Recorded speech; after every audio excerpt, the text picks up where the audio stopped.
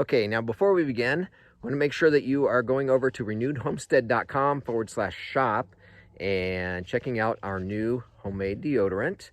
All organic, and anything you can do to help us support the channel, we appreciate it. And create a parallel economy, y'all. Exactly.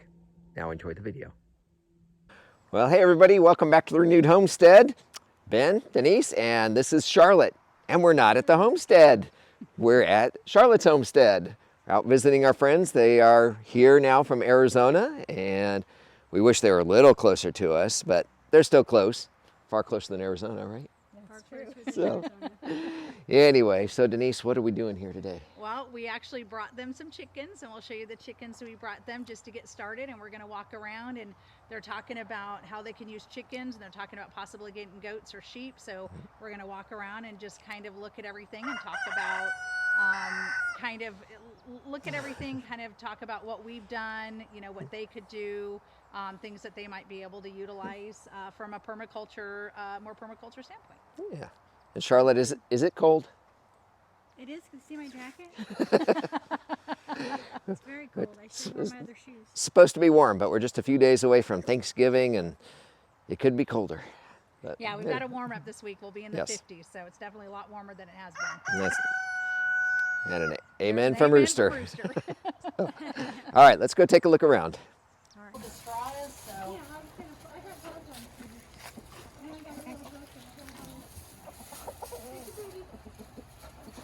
This is the goat goat shed.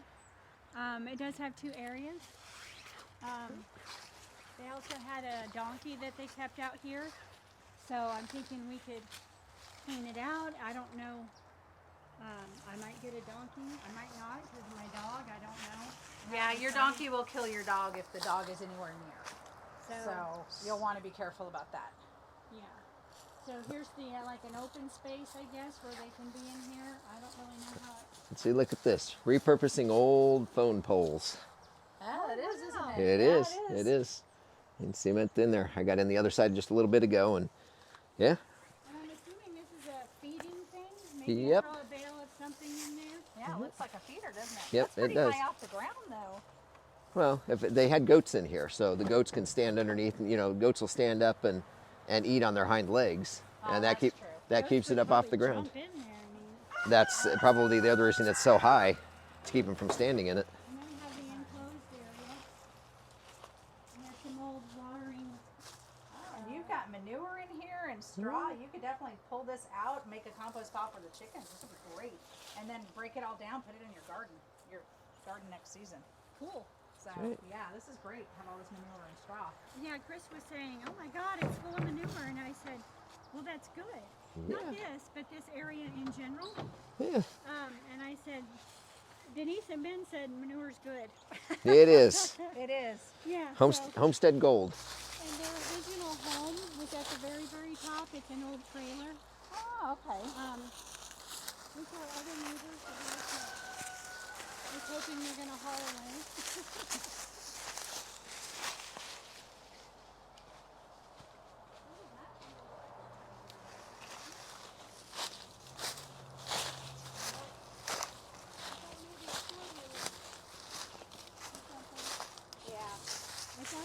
Some nice views from up here. Ooh, there's an old snag that's got to go. Absolutely. I would not do your free course up here. For the simple fact that it's too far from the house. Okay. Because you're going to want to be in it, and the further away it is from you, the less you're going to want to deal with it. But you could easily paddock this off and rotate your sheep and your goats through. They would love it. What about on the slope? Too steep? No. The trick is going to be getting the paddocks in. For the fencing, but no, ghosts can handle this, no problem, take a sheep. The other thing you'll want to do, if you have any sweet trees, which I'm trying to decide if the black walnut would be one they would touch. If you have any fruit trees, you'll want to protect them from the goats. Well, we have 3 apple trees down there, but they're babies. Well, and if the goats aren't going to be down there, no big deal. Yeah. Yeah, it's a nice view. Yeah, it is. Beautiful.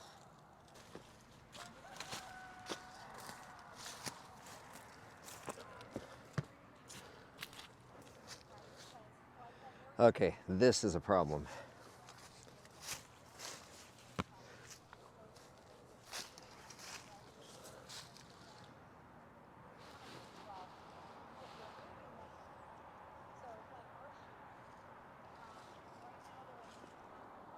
This is a big problem.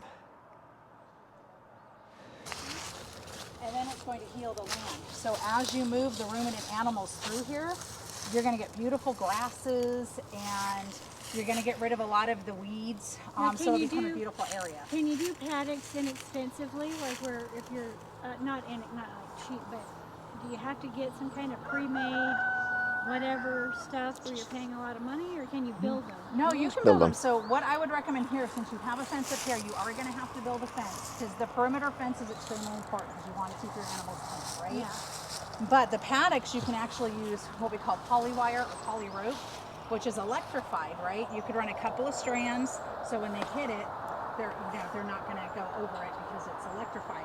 So once you've trained the animals to an electric fence, you can use probably 2 lines. I know some people use 1 once they're used to it.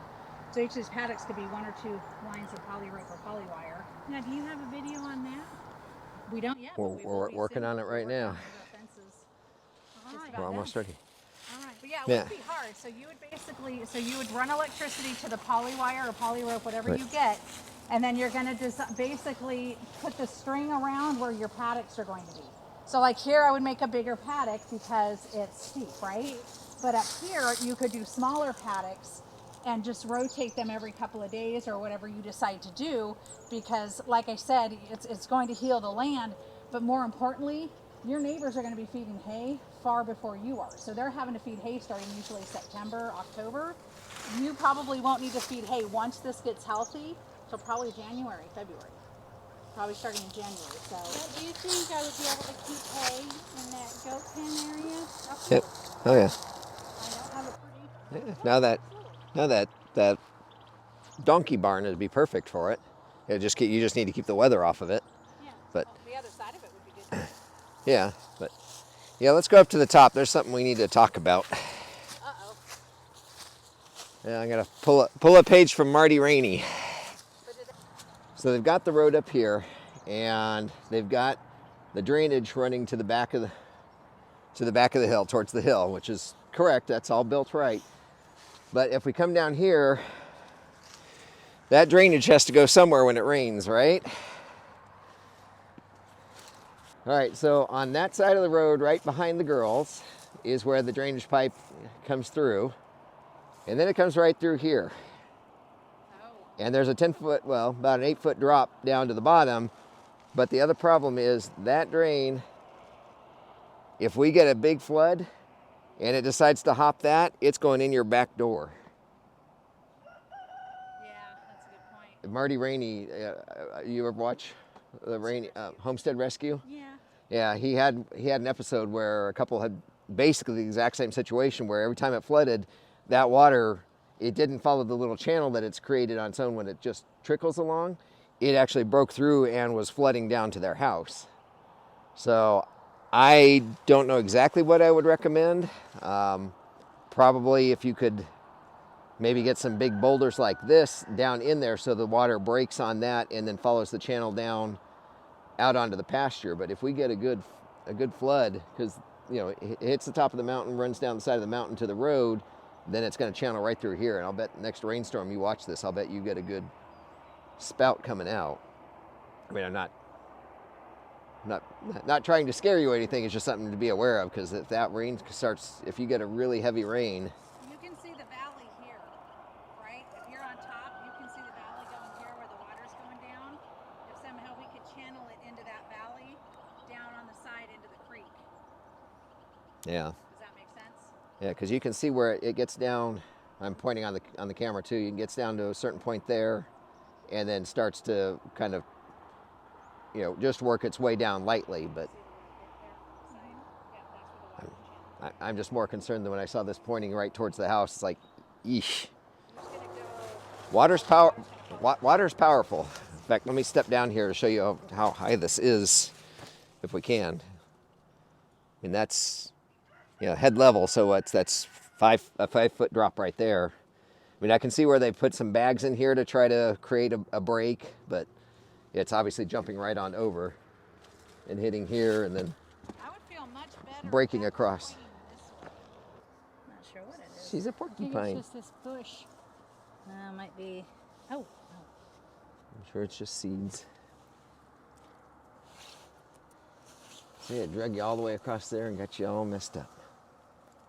All right, so we're at the bottom. That's the top of the hill up there is where we just were with the water. Okay, yeah, you can see right here where it's rutting through. Yep, you can. It's coming. This is where I figured we'd have to do a ditch.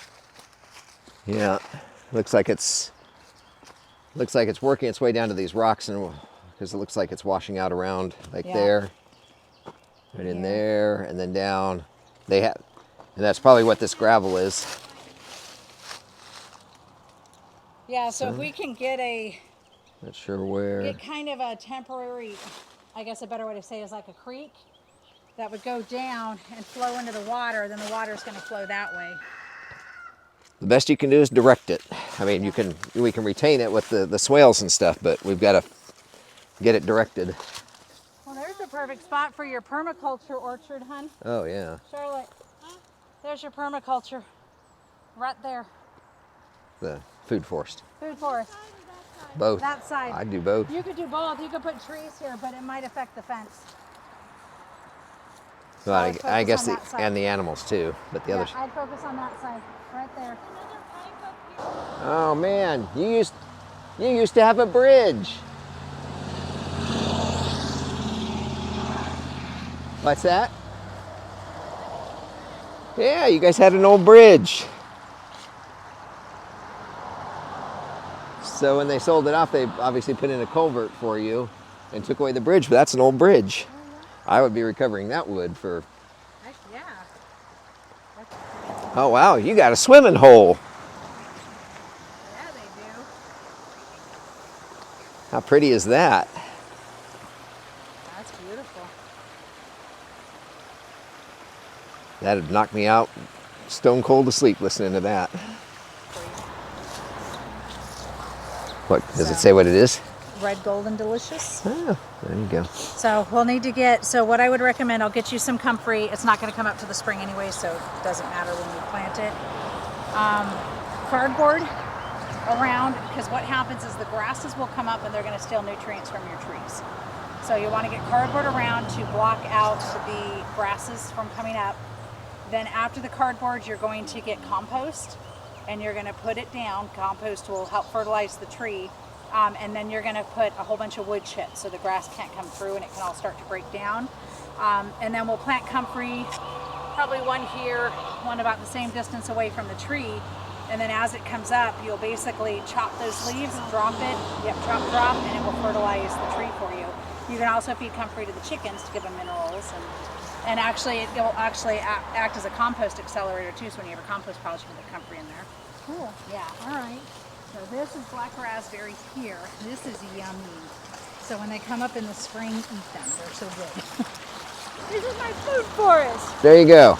So you could easily, you could get, and don't worry about starting big, right? Because it takes, once a food forest is going, it takes care of itself. But getting it going is some work, right? Should I Branches of start wood this chips. right away? Or is it more of a thing that you start in the spring? No, if you want to do a food forest sooner rather than later, you can start anytime. Okay. That's why I say and I'll send you a link to just an electric netting that you can get. Netting, and then get the chickens over here to get the dirt dug up and the ground Yeah. scratched Just up. grab the chickens in the morning, throw them out here, let them do their thing. Onions. Wild onions. You I'm already got finding lots of them it. everywhere. Yeah, you're practically standing on them, I know. But I would say, just from the looks of it, I would say the soil's pretty healthy. I mean, just with the wild onions and things coming up on its They own. had wood chips around here. Yeah, I see you that. Can see it. You can see the wood chips they had. So see underneath, look at what it does. See how black, Charlotte, Yeah. come over here. See how black that is? Lots and lots of onion. Onion. Yeah, you're just picking onions. They're little, but they're tasty. There's one here too. Our neighbor's son loves them. Yeah, well, and ramps. Oh yeah. Then there's ramps. Okay, so All right, so this is short enough that I would not pull this out. So if it's taller, obviously you're going to need to cut it down or pull it out. This is short, so I would put the cardboard directly over this, because as this dies back, because it's not getting sun, it's going to take all the nutrients that are in the leaves and in the plant and break back down into the soil. Okay, so leave them. Yeah, so that's one thing. When you're in your garden and you're weeding, don't take those weeds and throw them away necessarily. You could put them in a compost pile. But what I typically do is I will pull the weeds and I will leave the weed where I pulled it, because it's going to break back down and feed the garden soil. Now, see, Lisa was telling me, get the weeds out of here because they'll repopulate if I left them in the compost. No, if it's a hot compost, it won't, because hot compost is going to get hot enough that it's going to kill the seeds. And if they've gone to seed, if Sorry, guys. good grief, yeah, if the You pulled out the.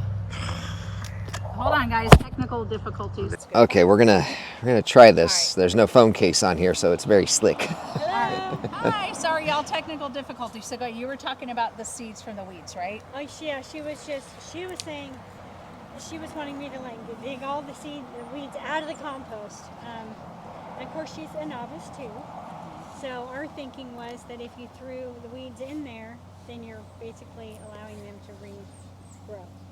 If it is a hot compost pile, that will not happen, because what happens with the hot compost is it gets really hot, right? And you'll get up to like 120 degrees, 130 degrees. So it's going to kill all those back and turn it into compost. Cool. So with a hot compost pile, you do not need to worry about that. Now, if you had a whole bunch of like really noxious weeds that had seed heads on it, yeah, I'd tell you go ahead and probably burn some of them off or get them out. But not dandelion seeds. But not dandelion seeds. And seeds in the compost pile, chickens will eat some of those too. Yes. So. Yes, but for this, yeah, no, because remember you're blocking all this with cardboard anyways. So all this is going to break back down, and any weeds you pull in your garden, you're probably going to pull them fairly quickly, right? Because your garden, typically you're in all the time, you're going to see it, so you're going to pull it, you're going to drop it down, let it break down, and then if you put it in compost, do a hot compost pile, which takes anywhere usually from like 18 to 30 days, and it's just going to break those seeds down because it gets so hot. So wait a minute. So if I understand, with using the cardboard analogy, you put the cardboard on it, and it blocks out the sun. So if you block out the sun, nothing grows. Yes. So for those crazies at the World Economic Forum that want to block out the sun, don't be an idiot. Ding, ding, ding, ding. The whole reason I reiterated that. Yes. Anyway, okay, on with the tour. So to recap, and I'll go ahead. So to recap, because you don't want to start, you're just starting, you don't want to get overwhelmed, right? And when you're looking at gardens and food forests, it's like, oh my gosh, there's so much information, there's too much space, you're going to get overwhelmed. So I would only start to maybe about down to here, right? Go about down to here, just go past that third tree there, so it's a smaller space. Get that started first, get comfortable with that, and then down the road, if you want to add on, right? Okay, yeah. So chickens. I love the idea of strawberries. Oh Yes. yeah, bring the chickens in Chickens first, so we're going to do chickens first. Chickens, So poop, pee, scratching. scratching, getting the grasses out, then you're going to lay cardboard down, then you're going to lay compost down, then you're going to lay wood chips. I would recommend at least 4 inches of wood chips, if not more. No, compost. You said that the chicken poop is compost? You or can turn it add into to the compost. You can turn it into compost, which we'll talk about. Do you save your chicken poop in a bucket, or do you immediately throw it somewhere to compost? No, what I do, so let's go down to the chicken house so we can kind of show. All right, I'll stop recording. Luna, hey, you be nice to them. Get a chance, go get some, You might even get some eggs out of this, huh, Luna? Huh? Hi, sweetheart. Hi. You didn't have any. Say hi, Luna. reasons why you're going to want straw in here, our pine shade. So one, They it's smell going to catch the poop, right? Mm-hmm. So, because they... How often do you change out your... Depends. Okay, so I do ours about every 3 days, 2 to 3 days I go in and I turn it. I'm doing a deep litter method though. Not everybody wants to do that. So the whole purpose of a deep litter is that you typically start it around February or March, right? And then as they poop and pee, right, then some chickens will go in and turn it for you. Mine don't. So I go in every 3 days and I turn it. After I turn it, I put more straw on top. And then I do that, and then by the time typically, I think this time I did it in October, right? I cleaned it out and then I put it on our garden. So the theory behind deep litter method is that it's going to compost in place. So what'll Why do happen? some people not like to do it? Some people don't find it clean. Our coop stays really clean because every 3 days I turn it, I put more straw down. Some people swear by it. Some people don't want to do it, and then they will clean out their coop typically once a week, right? So it just depends on how you want to do it. Now for you right now, it's winter, not a great time to start a deep litter method because it's so cold out, and you need compost right now. So this is what I would recommend. After they poop and pee, because chickens are, you know, we like chickens, but they're disgusting. Let's be honest. They're going to poop all on this and pee on it, right? You can take this out. Remember that ring we talked about? You were talking about putting the leaves and all that in? Get one here. Put the chicken litter in it, right? And then what you're going to do is take your food, right? And I'll show you how to do this. Whose food? Their food. Okay, their food. And you're going to put it on top. Because then they're going to create the chicken, basically we call it a chicken aid, right? So that the chickens help us make compost. So I'll have you come over so I can show you kind of how we start the compost piles, because it's a hot compost pile, but it's not going to get as hot as sun because the chickens are always in it. But basically what we do is we take the litter, then we put a little bit down, hose it, right? So it's nice and wet, so the organisms that we want to get in there can get going, right? So then the advantage of that is not only do they help you make compost, but those chickens can feed on all of that protein that's being created in that compost pile. So it's kind of a double Now, advantage for you. the compost pile I was talking about would be kind of in a netting or a fenced barrel. We'll show you, I'll send you a picture of what we did. So we had Ben made it out of woven wire. He made a circle out of woven wire. You need it to be at least a cubic yard. At least a cubic yard, or else it's not going to make the compost. How do you get the chickens in there? They have a ramp. They have a ramp. So and some chickens will jump on it. They will It's just a jump board. on it. It's just a board. They climb up the board, they jump in. They can jump in on their own. It just makes it easier for them. Yeah, but we do a woven wire, and then he puts chicken wire around it as well, because if you don't have chicken wire, they're going to scratch it all out, and then like every 2 days, you've got to go back and put it back in. Yeah. So imagine the woven wire fence behind you here. Imagine that trying to retain all those wood chips. They just sends out. Yeah, they send them flying. They dive into it like a kid in McDonald's in a ball pit. Because you feed them on it, so they get used to scratching in it and eating from it. And what you do, and I'll show you when you come over, because it'll make a lot more sense. Luna, don't harass the chickens. Come here. It'll make a lot more sense once you see it, right?